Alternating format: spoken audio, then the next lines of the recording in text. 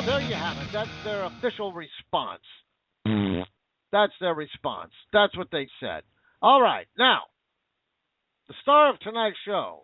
We've got to bring her on right now. Isabella, my dear, can you hear me? Hi. Hello, Isabella. How are we doing tonight? I'm great. How are you? Well, I'm a little bit fired up, but that's all right. I got you on. I don't know. I apologize for what happened last night. I don't know, but anyway, we're here and we're now. Now, let's start from the very beginning.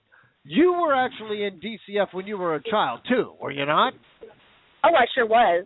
I was in there. I was in and out of it for God knows how long. Like since I was like 10 or 11, and then I got out when I was 18. Well, how did you get in there in the first place? My stepdad raped me for 4 years. Jesus.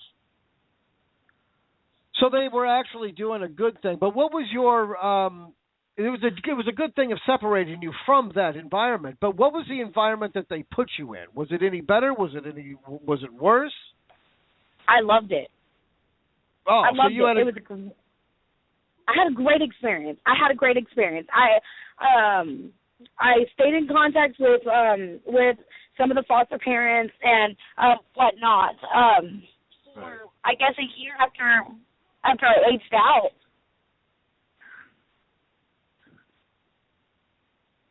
Well, it sounds like she's cutting in and out. Are you there? She's cutting. Yes, I'm here. Yeah, you were cutting in and out. Well, you know what? You spoke of a good experience. Now, I grew up across the street. We had a foster home, and they were actually good. Mom would take the kids, and they would mow the lawn, and they would do different jobs. And they were in the neighborhood, and everybody knew them, and there was no problems with it. So I did see the good side as a child growing up, and you obviously did too. But you never expected that your children would be put in an environment the way that they were put in the environment. You never had any idea that would ever happen. Now, let's start there. Oh. How did that happen? How did you get your children kidnapped, I guess you could say, from you? How did that all come about? Well, I was in a PC facility, which is it's called protective care. Right. Okay, and so CPS stepped in, and because I was in a domestic violence relationship in the past, and he kept on coming around, and we were told that he can have visitation rights, but not alone, not unsupervised, none of that. And so whenever my children were taken away, they told me that I had popped 30 for drugs, which in the facts, I'll be honest with you, I have been sober for over 11 years. And they said that I was popped 30 for drugs, which is a total lie. Well, why did they even test you in the first place? Did they just show up at your door, just, like the Jehovah's Witnesses or something? No, what had happened was my mom and my father was in a motorcycle wreck. I was not allowed outside the facility with my children alone because, of course, it was a protective care. And so I had to ask my CPS worker and the staff at the facility that I was at if I could please go to Houston, Texas, because my mother and my father were in a motorcycle wreck. They UA'd me. I didn't take any medication, no nothing, and they told me I was dirty. And then they called my CPS worker, and they just left. So, how old were you at that point? I'm 31, and that was back in 2011. So I'm thinking 28. So I guess I'm having a hard time. Why would they even? Oh, you were under. You were under the protective care, but these people will stop at absolutely nothing, and if they see something on your record that you were in DCF care, it's like, well, we've got an easy target. Let's go after it. I mean, what was Yeah, their they were trying to accuse me. They were trying to accuse me of prostitution and of prostituting my kids out, for doing drugs, for all this stuff. I'm a hardworking single mother. Why in the world am I going to subject my children to that? I am against drugs and I'm against prostitution. How is that? Well, I know this is another. Now, you had a job too, right? I mean, you had. Yes, I had a job. And I actually got into a car wreck myself, and while I was at work. So why didn't they take my children whenever I got into that car wreck? But they want to take my children over a UA that I was not even, dirty.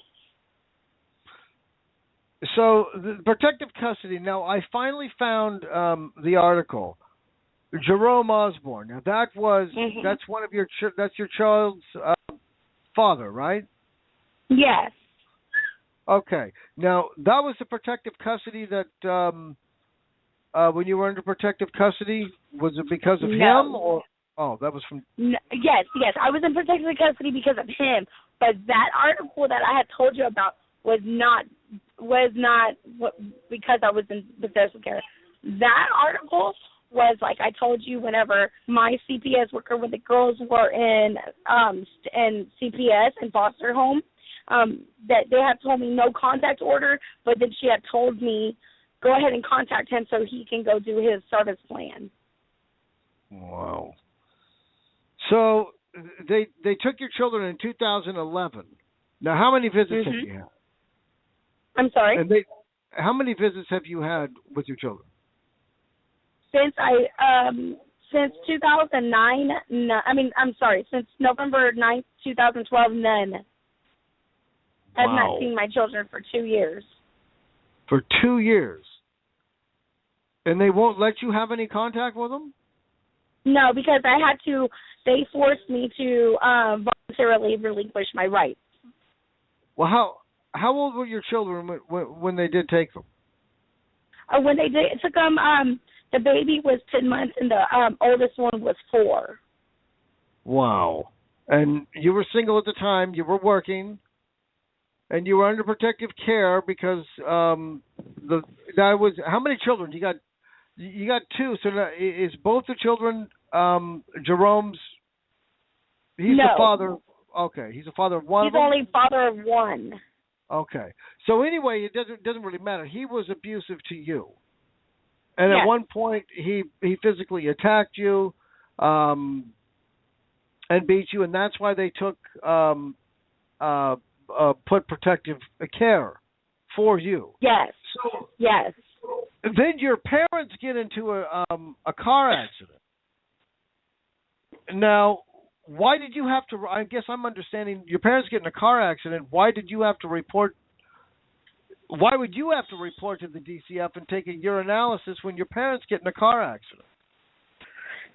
Because I wasn't allowed to be outside of the PC facility with the girls,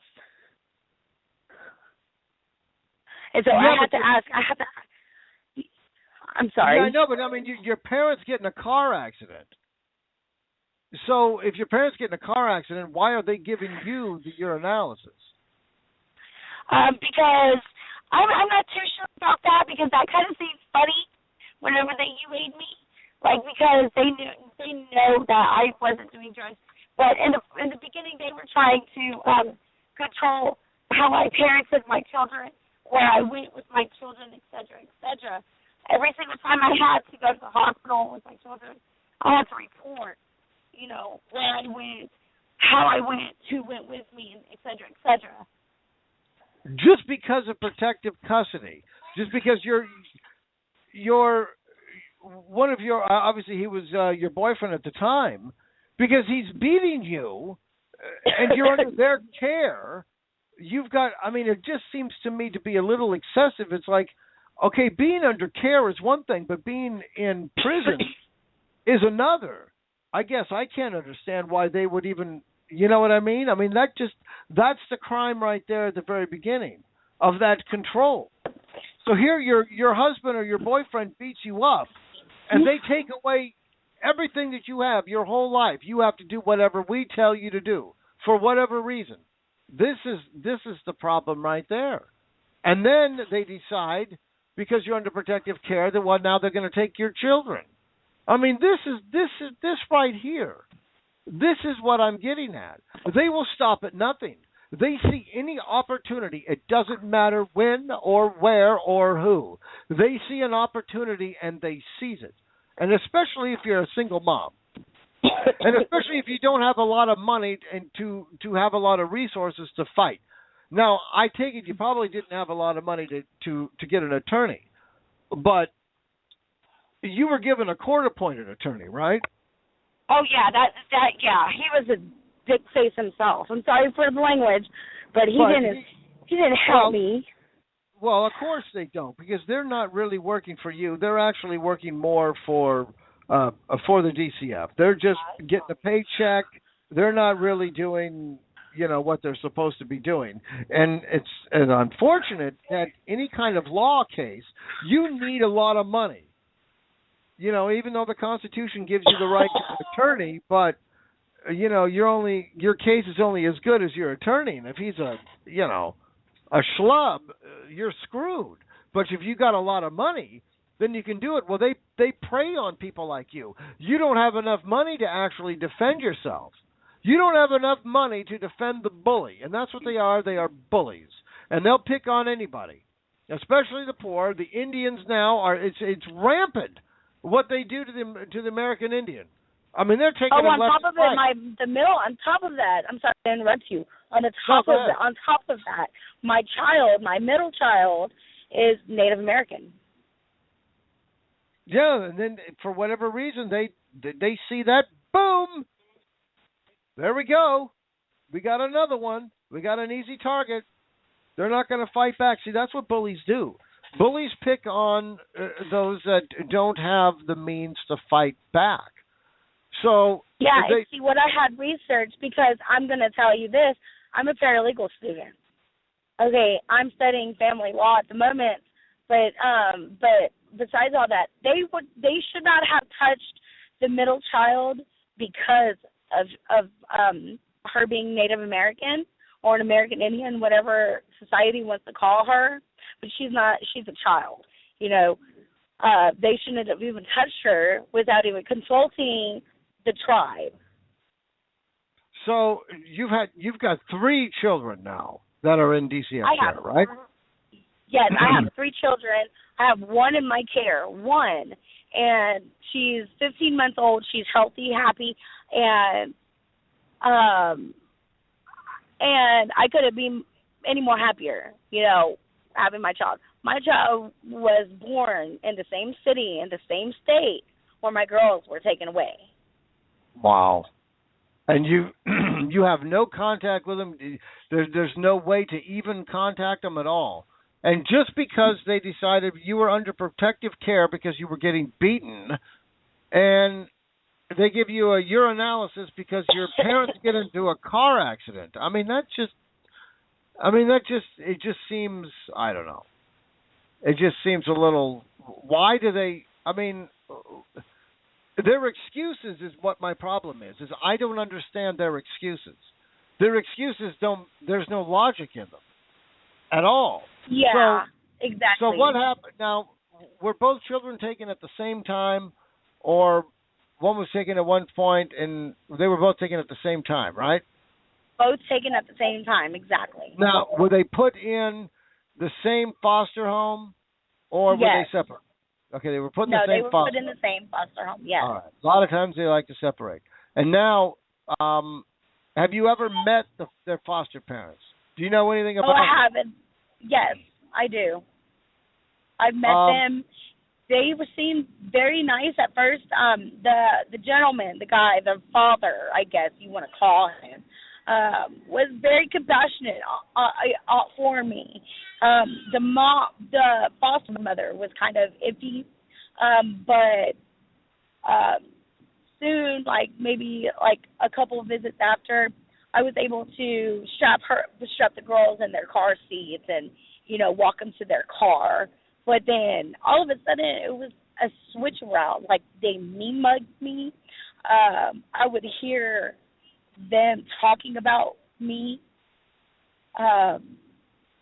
Because they were told, don't be too friendly with her. That's what they were probably told. You can't be friendly with the parents. Because if you're friendly with the parents, then you're going to get your hopes up, and they're trying to tell you no. So how long were you actually? Did your court battle go on? I mean, did it go on for like a couple of months before they permanently took away your your children altogether? No, my case altogether, from the time they were taking to the time I quote unquote voluntarily relinquished my rights, was from August 26th of 2011 to November 1st, 2012. Wow. So, where are you now? Now, do you have any opportunity left at all to get your children back? Or is it... On that part, I know who adopted the children. So they're... But what I'm saying is, is there any opportunity whatsoever? Yes, there is. Yes, there is. Okay. What is that opportunity, and how can somebody help with that? I would have to first. She would have to contact me for visitation, and then you once can't I contact her. Oh, you mean? No, I'm not going to contact her because the simple fact is that she could run, she could pick up and go, and then I wouldn't know exactly where they are. Right now, I know where they are. I know what city and I know what state they are in. So if she contacts you and wants to give you visitation rights, so it doesn't sound like she's going to do that anytime soon. Is that right? No, not anytime soon. Unbelievable. Well, it's too bad okay, you can't. So once I establish visitation, I can go to the state where they're in, go to the city and talk to an attorney, talk to the judge, and look at the statutes and sites and all that, and see where I can go from there. But yes, what I've already talked to an attorney about is I can get the girls back. So you're going to need a lot of money, aren't you? I am. I'm going to need at least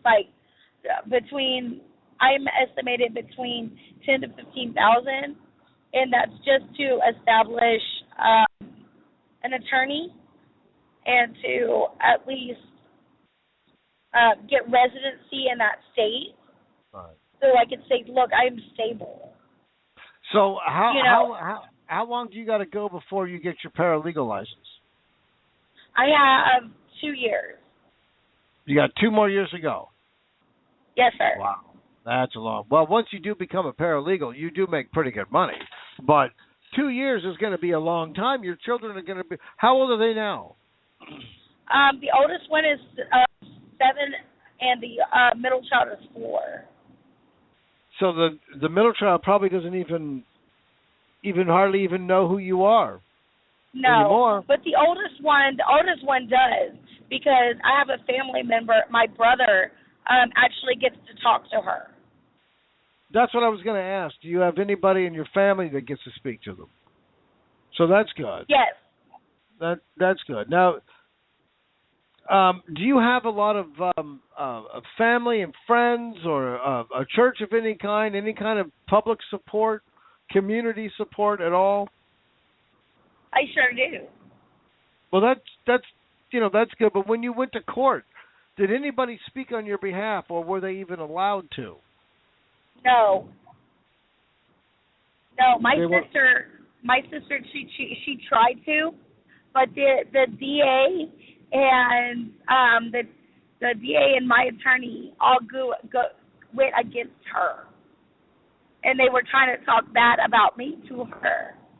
and my sister wasn't even hearing that at the moment. Wow. And you never did any abuse to your children at all. You gave them everything that you could. They had clean clothes. They had food. There was never any problems with any of that, right? No problems whatsoever. I'm sorry, the middle child, she had medical problems. We were trying to figure out what she was allergic to, or why she was getting such bad diaper rashes. And then I did find out what it was, and I cut it out, and it went away.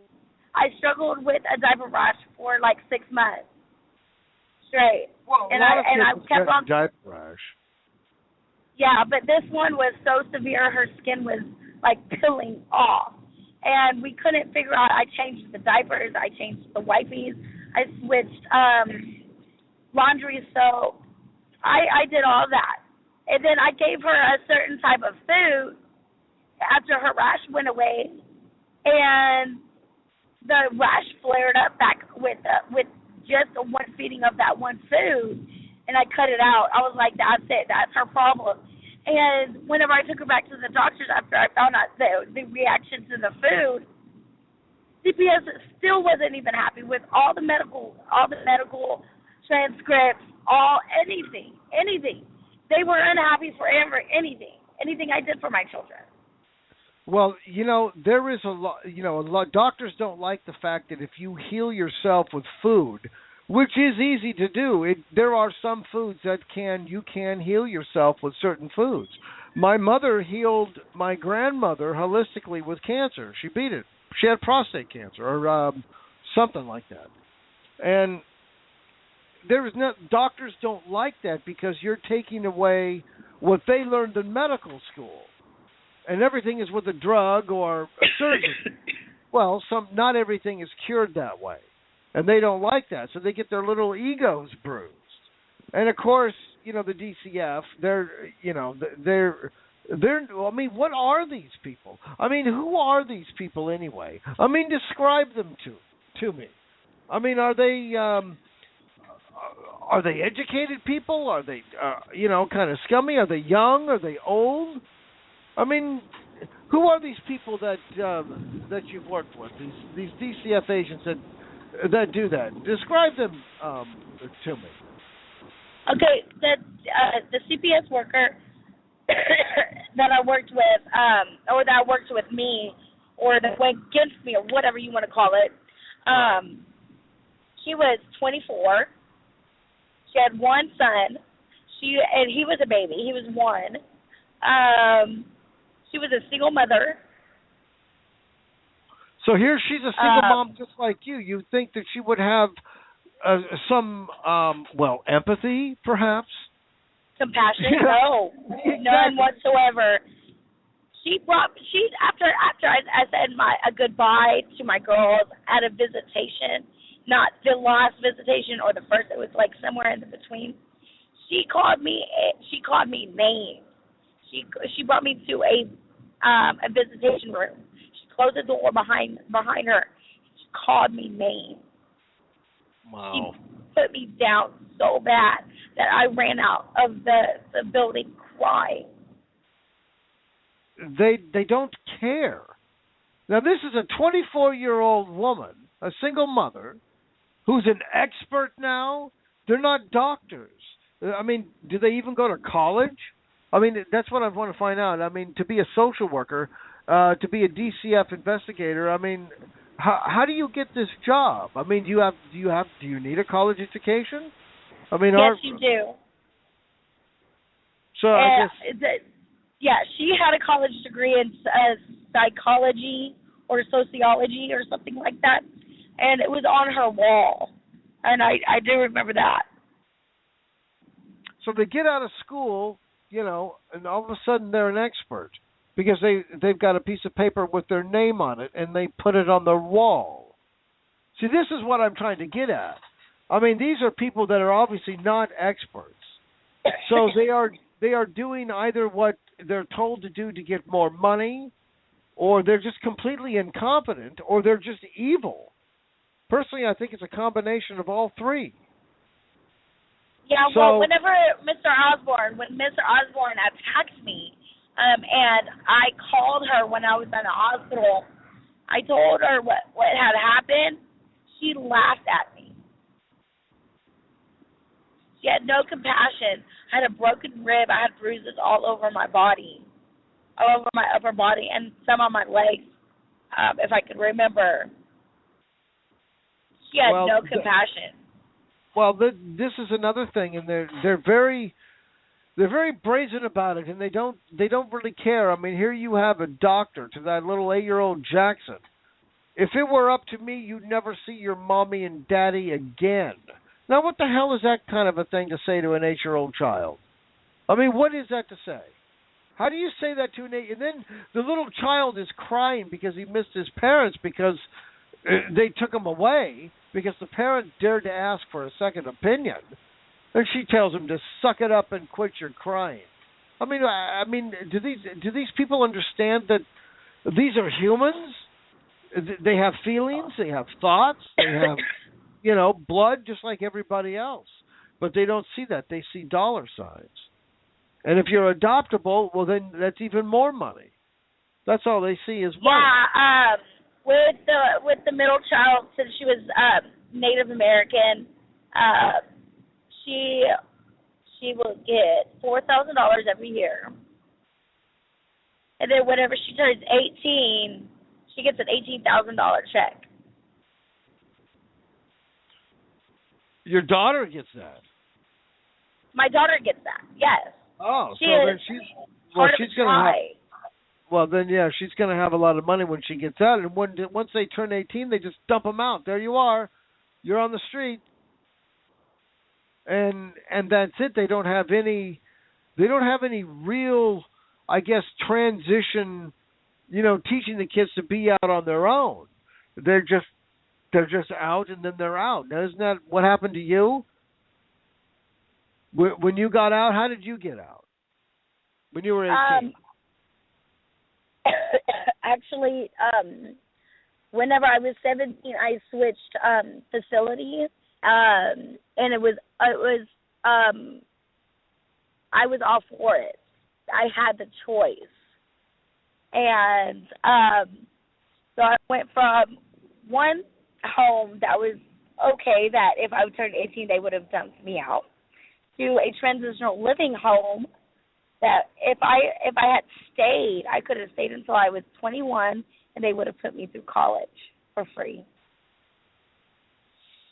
Well, I guess that's not. What state was that in? In Texas. But Texas. Like I said, this was back in 2000, like in 1998 to 2001. I believe if I'm adding it all correctly, well, it was 4 years. I'm trying to find out what there are certain counties. There are certain counties in Texas where it's rampant now. Arizona, the whole state of Arizona is ridiculous. Florida, the whole state of Florida is absolutely ridiculous. But what county are you in Texas? It was Bexar County and Comel.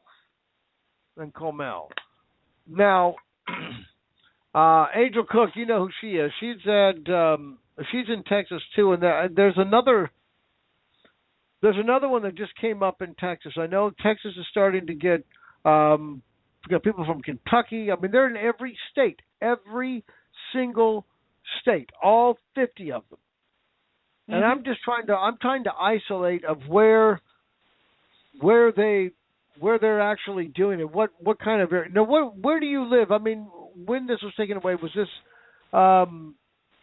in like a bad neighborhood? Was it a nice, clean neighborhood? I mean, was there a lot of crime in it? Oh yeah, where my girls were taken away, there was a whole bunch of crime. It's the west side of San Antonio. DC, it's Haven for Hope. They call it Hell or Haven, or people on the streets call it a Haven for Hell, or they call it really bad names. It's not a really good place.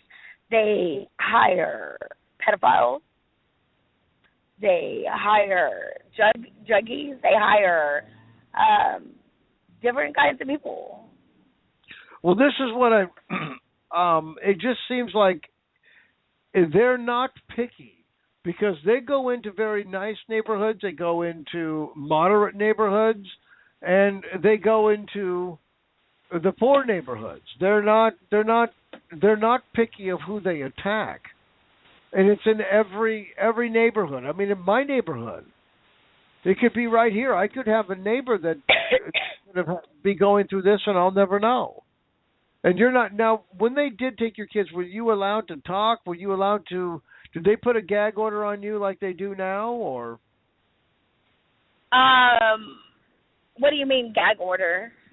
Well, you're not allowed to talk about the case. Otherwise, they would punish you. But right now, if you go on Facebook, some of these.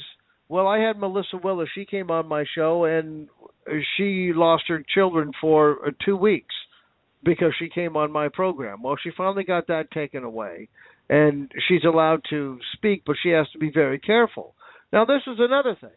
Here you are. You have the right to speak, but no, you don't.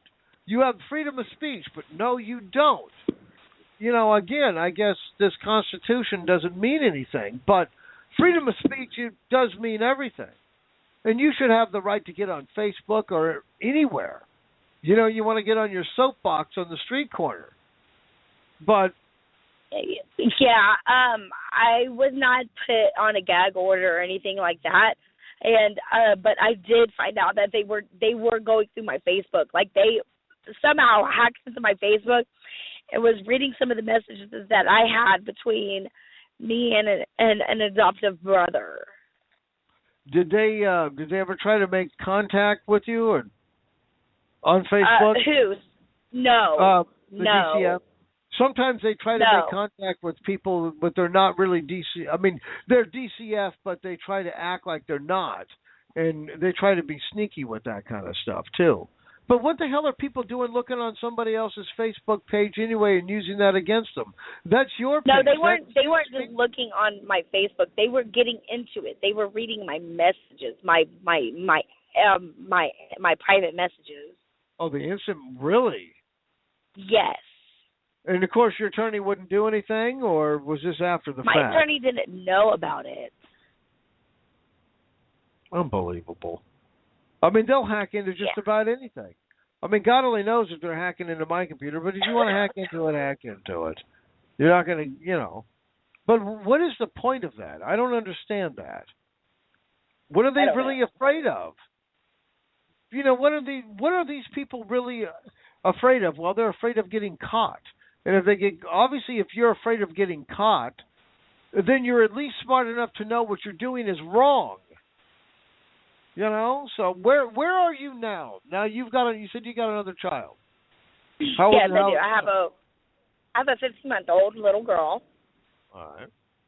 I live in Oregon. My own place, my own home.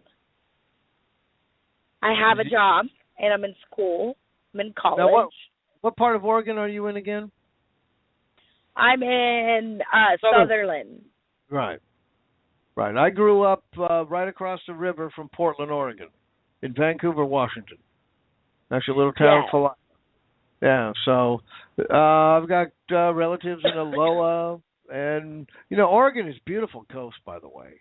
That is. Oh, I love it. One of the most gorgeous coasts, and I was in the Navy, so I've seen a lot of coasts. And Oregon, wow, it's the hills. And, of course, the Sea Lion Caves. And, you know, Oregon has the largest sand dune in the world. You know that? And they've got a tree there. I can't remember. What the heck is the name of that tree? It only grows in Oregon and in Israel. So. Oh, I don't even know. Well, is Oregon, are you in, do you have anything to do with DCF in Oregon? Do they know who you are? They don't have any contact with you at all? No. Okay, good. And if they ever come knocking on your door, you do know you do not have to let them in. Right, now I know. Now I know. Right. Now you know. Exactly. That's what happens. And look, ladies out there, if you've got children, and a DCF agent comes to your door, you do not have to let them in. And if a cop is with them, well, they need to show a warrant, and it must be justifiable. You do not have to let them in. Because when they come up to your door, they're not leaving empty-handed. They're leaving with your children. It's just plain and simple. Now, when you were taking they won't. They want. I might be, dumb to some of the laws, but I know this might sound stupid to even say, but I have a little baby gun, and if they come and try to come in my house, trust me, I'm going to use it because this is my kid. This is my life. You have to learn to protect yourself, and see, this is what I'm afraid of right here. I'm not protecting myself. I'm protecting my child. Well, exactly. No, you have every right to, absolutely. But this is what's going to happen. They're going to come up to the wrong door, and they're going to try that to the wrong parent. And then what's going to happen? Of course, you know what's going to happen. And then they're going to be blamed for that too. But it's going to get.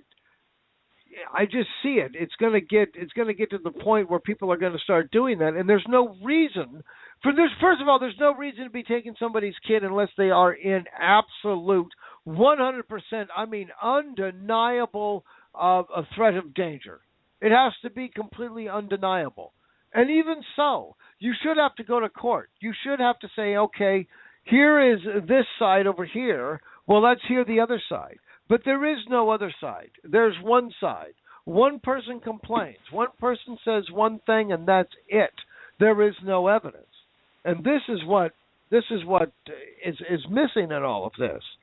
And it doesn't matter who you are, your age. It doesn't matter your race. It doesn't matter. That's irrelevant. Human beings are human beings. We are animals. And mothers, they want to take care of their young. Not everybody's going to raise a child the same. You have to understand that. And they don't get that. Everybody's got to raise their child. I guarantee you, they're not very good parents themselves. It's always those kinds of people. I'll guarantee it. Back it up. So that's good that they don't have any contact with your child now. Now, where are you going now? How do you work now and go to school, or? Yes, I do work and go to school. Wow, so you're a busy gal. You got a single mom. Well, that's good. Well, you know what, Isabella, I appreciate you coming on this program here tonight. I know a lot of times it's not easy, but you definitely have to get back with me if you have any kind of updates now. If you can make visitation rights, we want to report this. Now, what state are your children in? They're in Texas, and you're in Oregon. They live in Arkansas. They live in Arkansas. Unbelievable. And you can't even send them a Christmas card. You can't even send them a letter and say, happy birthday. You have no ability to have any contact with them at all. That's But just because they made you take a urinalysis and that was it. And what drug did they say that you were on? I'm sorry, can you say that again? Well, I mean, just because they made you take a urinalysis, that obviously doesn't seem to be warranted, but then they blamed you for a drug. What was the drug? They said dopamine, cocaine, and Oxycontin. Did you try to have an independent test to test it? Test it on your own? No, because a day later I had a visitation and they have to drug test you, and I was clean. So, well, and the judge didn't want to look at that. No. How long when they took your kids away? How long before you had your first court date? Was it about a month? It was about a week. About a week. And what did they say at that? What did they say at that point? They said that they wanted to reconcile the reconcile the custody of, they wanted to give me the children back. Okay, so they wanted to give you your children back. So then how long after that was your next court date? It was every 3 to 6 months. Okay, so after your second court date, they said they wanted to reconcile. And your second court date, what did they tell you? They wanted to terminate. So they go from reconciling to terminate in 3 months. What was their reason for that? Because because they said that I hadn't started my classes, my parenting, or any of that, and it was actually false because, like I had talked to you on the phone, I was working. I had my own house. No, I'm sorry. I was working on getting my house, and I was going to my classes and everything else. So you did everything they told you to do. Yes. And see, this was another pattern. No matter how much they tell you to do, they still say, no, you didn't do it. Now, how can you say that? I got everything right here. Oh, no, you didn't. Well, yes, I did. Yes, I did. I got it right here. Well, I'm working with another case. Her name is Amanda.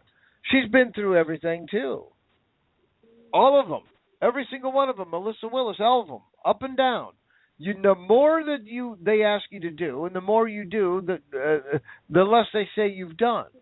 So you did your classes, and in 3 months, they say, oh, no, now it's going to be permanent. But how long were they in custody before they finally took them away permanently? About a year?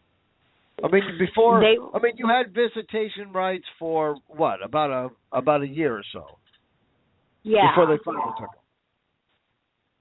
Yeah. So he had them for a year. Well, what was their decision when they came to the point that it was going to be permanent? What did they tell you? Lead us up to that point. My house. Okay, so they did a home study because they were going to give the girls back to me. And because my house was being renovated, which means, my house was being fixed up, it wasn't good enough. My floors were down. My floors were plywood. Or not plywood. Plywood, I think. And that was apparently dangerous.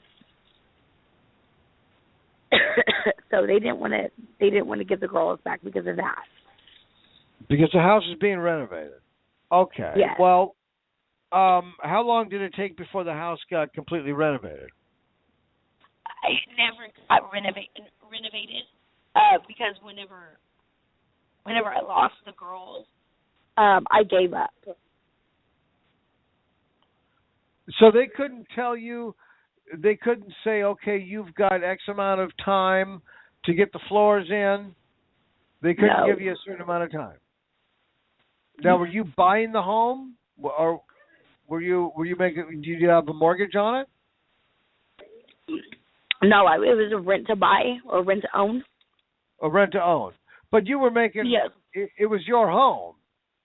It was your place. You were renting, but you were renting to buy. So it's a stable home. It's a permanent home. It's not a, you know what I mean, not just like a fly-by-night apartment. So it's a permanent. No. It's a permanent residence. Okay. Yes, it was a 2-bedroom, 2-bath trailer.